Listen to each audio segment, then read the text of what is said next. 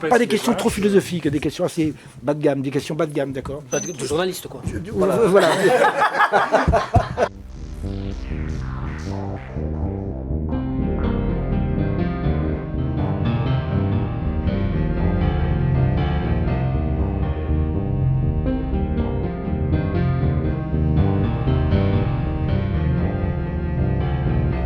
Bonjour à toutes et à tous et bienvenue pour cette nouvelle émission du JDL. Nous sommes le samedi 7 décembre 2019. On se retrouve avec Marina pour une nouvelle émission.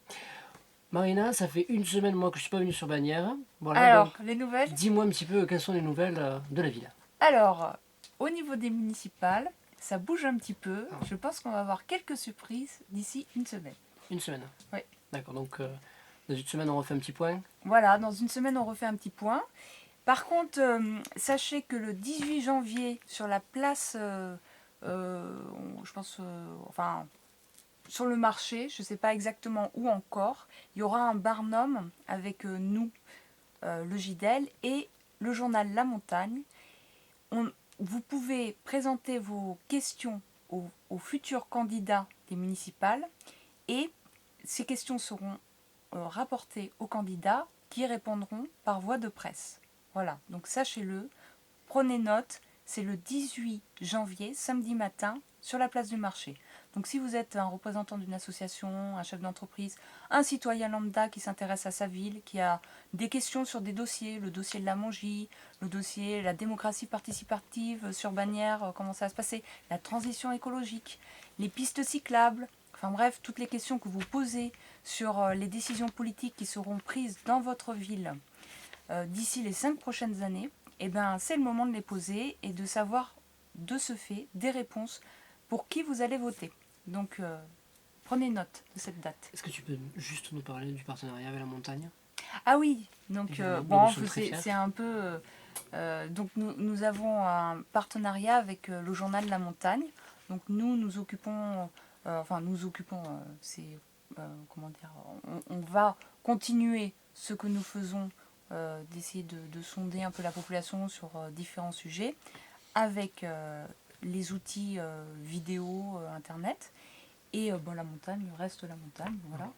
Et donc on interagira sur certains sujets et surtout là pour les municipales, on va essayer de faire un lien entre les candidats et les populations de façon rationnelle, voilà. On peut considérer que l'approche est un peu similaire à la nôtre, celle de la montagne. Oui, enfin, c'est-à-dire à mesure où l'idée c'est de mettre en perspective, en relief. Voilà, et d'informer les gens sur ce qui se passe dans leur lieu de vie.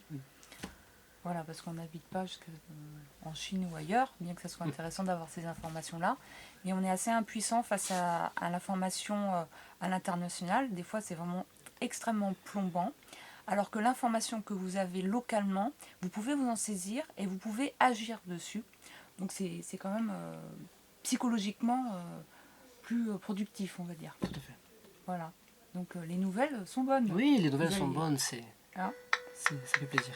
Merci. Hop là. Bon, eh ben, je te propose qu'on aille faire un petit tour. Avec plaisir. Voilà. Donc rebonjour, nous sommes devant la librairie auprès de Pyrène où Martin de la Soudière dédicace le livre pour lequel il a été primé au Salon du Livre Binaros. Voilà, Salon du Livre Pyrénéen, organisé par l'association Binaros. Qu'est-ce qui vous a motivé à écrire ce livre? Parce que, finalement, il y a deux raisons. Un, j'ai passé mon enfance, l'été seulement, je ne suis pas originaire des Pyrénées, près de Montrégeau, près de Saint-Vincent de Comminges, et avec mes frères et sœurs, on escaladait la montagne, chaque année, pendant des années, pendant 1 mois et demi chaque année, de plus en plus haut, et que ça m'a marqué profondément, et que j'avais envie, sans forcément que j'en fasse des tonnes, ou c'est pas autobiographique véritablement, mais j'avais envie d'en parler ou de profiter de ce récit personnel autobiographique pour ensuite parler plus largement de l'environnement, du paysage, de la montagne. Ça me paraissait une bonne introduction pour un lecteur, sans avoir d'égo ni de narcissisme particulier, une bonne introduction à parler de manière plus générale, parce que j'aime pas trop les généralités, donc je préfère réfléchir au général à partir du particulier. D'accord. oui, bah, c'est exact. Voilà, Enfin, c'est- le principe. C'est tout à fait discutable. Hein. Moi, c'est ma manière de faire.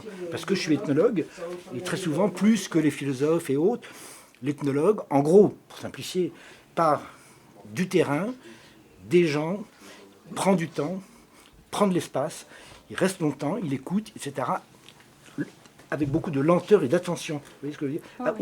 Aux détails de la vie des autres en l'occurrence. Et là, donc, pour réfléchir sur la montagne et le paysage, partir de ce cas particulier qui est le mien, ça ne me paraissait pas une mauvaise introduction, plutôt que de partir, mais c'est très bien, hein, d'Aristote et compagnie, mais c'est très bien ceux qui partent d'Aristote, mais moi, c'est pas mon truc. D'accord ? D'accord. Je ne revendique pas, mais c'est comme ça. C'est peut-être d'ailleurs une insuffisance de ma part. Et comment vous avez réceptionné le fait d'être lauréat pour le Inaros? Ça vous a... Ma pauvre amie, une telle joie, comme dirait mon père, une telle joie, une telle fierté. Vraiment, j'en revenais pas. Je me suis demandé pourquoi à moi et pas à d'autres qui sont plus pyrénéens, qui vivent véritablement dans les Pyrénées, alors que moi je vis à Paris, bon bref, ou en Lozère aussi dans le Cantal, etc. Donc ça me paraissait pas immérité, mais d'autant plus flatté qu'il me semblait qu'il y avait d'autres gens qui étaient mieux placés que moi, d'une part. D'autre part, les Pyrénées c'est comme mon enfance, c'est comme si on avait baptisé et sanctifié mon enfance, ou reconnu mon enfance d'une certaine manière, en allant très vite. Et troisièmement, c'est pas du narcissisme. Ça fait 2 fois que je dis que c'est pas du narcissisme, je sais. Ce n'est pas du narcissisme. Il n'empêche que, il se trouve que 3 autres de mes livres, de sociologues, hein, c'est pas des livres de littérature, etc., ont, comme par hasard, reçu des prix régionaux. Prix de la Haute-Auvergne, le Cantal, prix de la Margeride, et le prix de, je sais plus quoi, enfin un 3e prix, comme par hasard des prix régionaux. Donc je me dis qu'il y a quelque chose entre Martin donc c'est moi, et puis un certain regard, pas sur le régional, parce que je ne suis pas du tout régionaliste, et je ne suis pas le seul, j'en connais d'autres ici qui ne sont pas régionalistes, mais je veux dire, travailler justement à une échelle locale ou régionale, moi ça m'importe. Et donc d'être reconnu, bien que étant au CNRS, donc normalement CNRS, université, d'ordinaire, c'est un peu le surplomb, les régions, tout ça, les cultures, on s'en fout un peu, ben, peu importe, pas de polémique, mais il n'empêche d'être reconnu par mon travail de terrain véritablement dans une région, ça m'a paru pour le coup là, mérité. Et ça m'a beaucoup plu, et c'est pas la première fois. Voilà. Dis ça sans orgueil, vous avez bien compris. Oui, mais justement, parce qu'en fait, comme vous le dites, vous êtes au CNRS, etc., on aurait pu croire que pour vous, bon, c'est pas grand-chose, ce prix que vous aurez pu considérer comme un petit prix. Pas du tout. Et donc, pour vous, Pas c'est du tout. vraiment une Hyper reconnaissance... important, hyper important, et vraiment très... Enfin, mérité, pas mérité, ça veut rien dire mérité, parce que d'autres auteurs l'auraient mérité ou l'ont déjà eu, etc., mais c'est congruent, c'est cohérent. Il y a une cohérence avec ma démarche. Très bien. Et mon attention au lieu, finalement. Un type de lieu, des régions, etc. Voilà. Eh bien, merci beaucoup. Ça vous suffit? Et je pense parce qu'on fait des formats assez courts et Oui, vous avez... Oui, 5 secondes, vous allez garder 5 secondes. au mieux 5 secondes. Mais non, mais je l'ai mis. Alors, Renaud, est-ce que tu peux nous expliquer ce qu'est le SCOT? Le SCOT. Le schéma de cohérence territoriale. À quelques mots, c'est le document d'urbanisme qui va comprendre, qui est plus large que intercommunal, on va dire, sur un territoire plus large, et qui va gérer tous les aménagements du territoire pour au moins une dizaine d'années. D'accord, quand Donc tu dis aménagement, c'est pistes cyclables, c'est les mobilités, l'énergie, l'urbanisme, les constructions, les zones vertes, les zones pas vertes, les zones à construire, les zones à pas construire. Donc c'est très détaillé comme... C'est pas détaillé à la parcelle, ça pourrait, c'est rien interdit d'aller faire des SCOT à la parcelle, mais c'est quand même des grandes lignes générales. D'accord. Mais quand même qui vont influencer sur tous les devenirs. Parce que derrière, il y aura des PLU, des plans locaux d'urbanisme, ou des PLUI, des plans locaux d'urbanisme avec qui intégrer ou je sais pas quoi. Voilà. Qui préciseront plus commune par commune. Il y en a déjà eu 5 qui sortent en ce moment avant le SCOT sur le Haut-Adour. Et qui est à l'initiative d'un tel plan? De toute façon, c'est une obligation, on va dire, réglementaire d'aménagement. Toutes les zones territoriales auront des SCOT. En ce moment, il y a des SCOT ou des PLUI. Valence SCOT. Et donc, il a été élaboré par qui Il a été élaboré par la communauté de communes de Haute-Bigorre.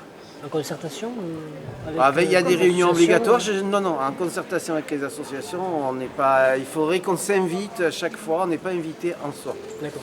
Voilà, il n'y a pas du tout prévu. Il y a une concertation avec les élus, avec quelques aménageurs, voilà. Et c'est un groupe de travail au sein de la communauté de communes de Haute-Bigorre qui était géré par le maire de Marsas, Philippe Biot, D'accord. depuis Et quand même plusieurs années. est-ce qu'on peut avoir ton point de vue sur la question? Je peux vous faire un point de vue sur le résultat final de la réunion qu'il y a eu mardi dernier. Oui.